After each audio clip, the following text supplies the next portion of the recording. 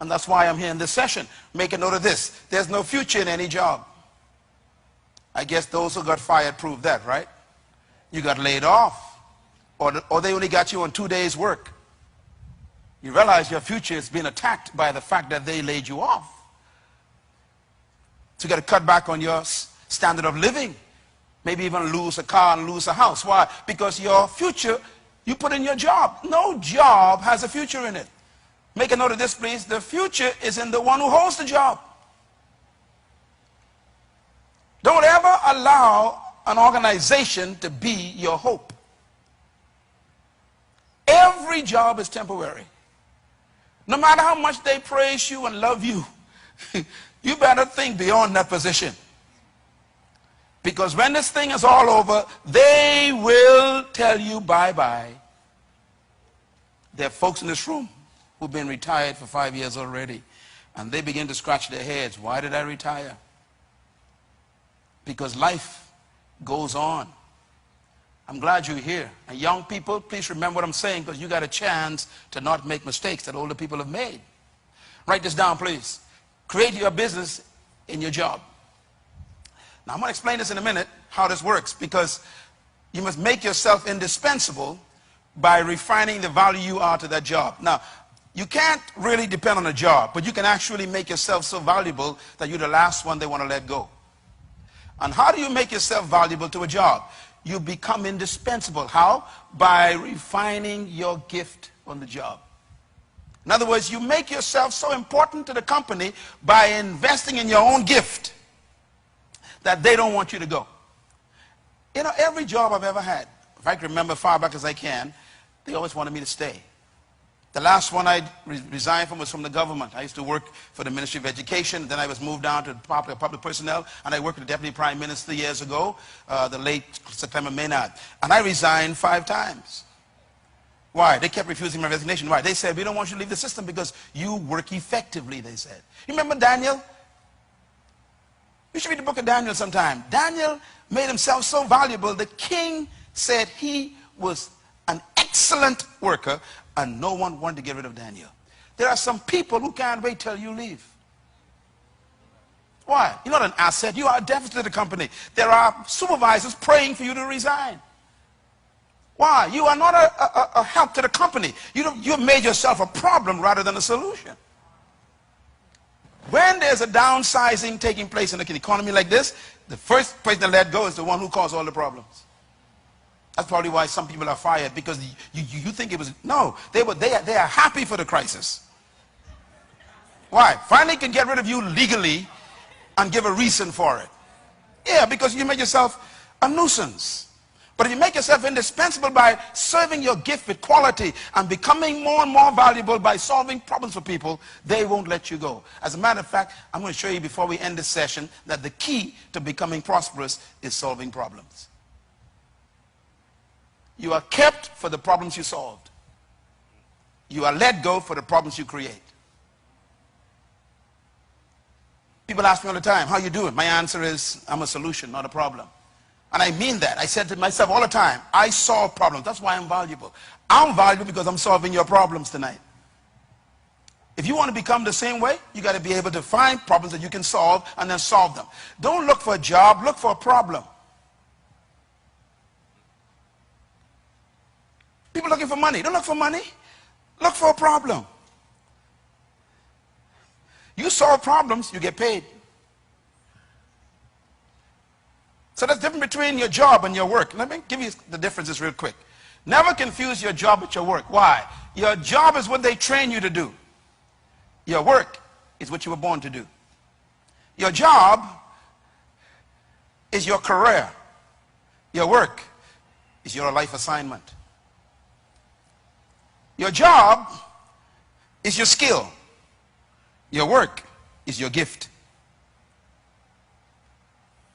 You know why they let people go during the crisis? Because your skill come a dime a dozen. They could fire you because they don't need your skill, but they can never fire your gift. It goes with you. A person who knows their gift can never get fired. This is why you have to study, what is my gift? Now, our problem is our cultures have not trained us to find our gift. They train us to find a job. So they tell you, go get a skill. Remember those words? The problem is, your skill is dispensable. Who told you I can need your skill all along? Plus, if I've been using your skill for 20 years and now you are making $30,000 a year, and a young guy came out of college with a more refined skill in your area, he only wants 25. You're gone. In other words, skills are dispensable. But gifts can never be taken away. Write this down, please. Your work, you can retire from your job, but you can't retire from your work. I've never seen a fish who says, I tired swimming. I retire. I don't swim no more. I've never seen a bird that says, I retire from flying. I've never seen a seed that says, I retire from bringing forth a tree. In other words, you never retire from your gift. You can retire from your work, from your job rather, from your skill. And many people in this room are actually suffering right now because they retired from their skill. You was a secretary, no one wants you anymore. You're a skillful secretary, but they don't want secretaries. So your skill has become your curse. 20 years of experience as a secretary. I mean, you know everything about clerical stuff. The people don't want your skill.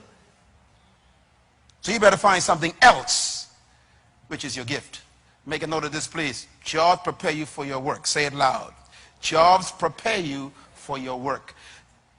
While you are on a job, learn as much as you can, because my justification for a job is simple. Jobs are opportunities where you are paid to learn. Can I say it again? Jobs are gifts that God gave you to be paid to learn. Don't always try to get a job you really want. Get the one that's available.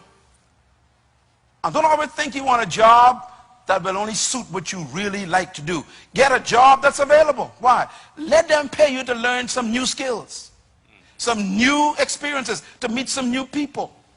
How many people have helped me who I used to work with years ago, and that relationship still lasts, and now they are managers of a bank, and we used to work in a warehouse together. So now that relationship has actually opened doors for me to get a loan because I worked at that warehouse. My friend is the manager. See, sometimes your job is not to give you money, it's to give you relationships. So don't always go for a job because of money. Most folks don't have a job today because they're looking for the right money. It ain't money that brings the job importance. What makes a job important is that you can get paid to learn something and to also learn people. Is this clear? All right. Make a note of this, please. The power of work. Jobs are temporary, but work is permanent.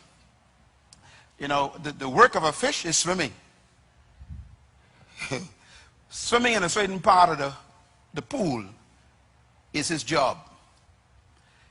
If you took the fish out of the pool and put him in a pond, have you taken away his ability to swim?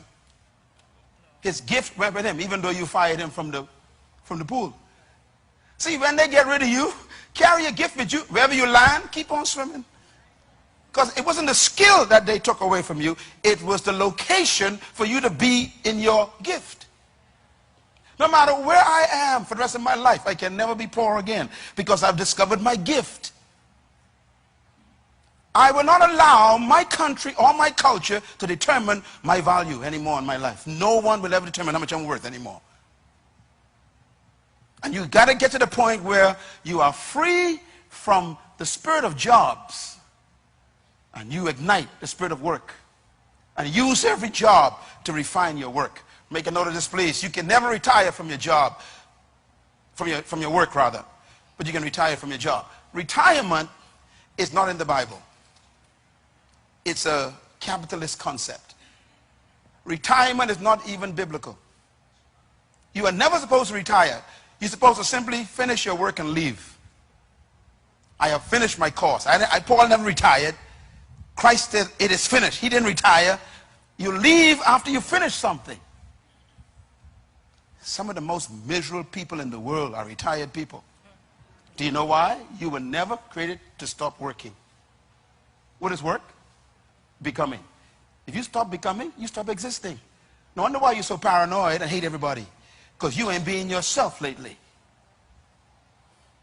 People who live long are those who have found something that they love to do all their lives. If you can't wait to get rid of your job, it's because it's not your work. Number 4, your work protects you from your job. Write that down.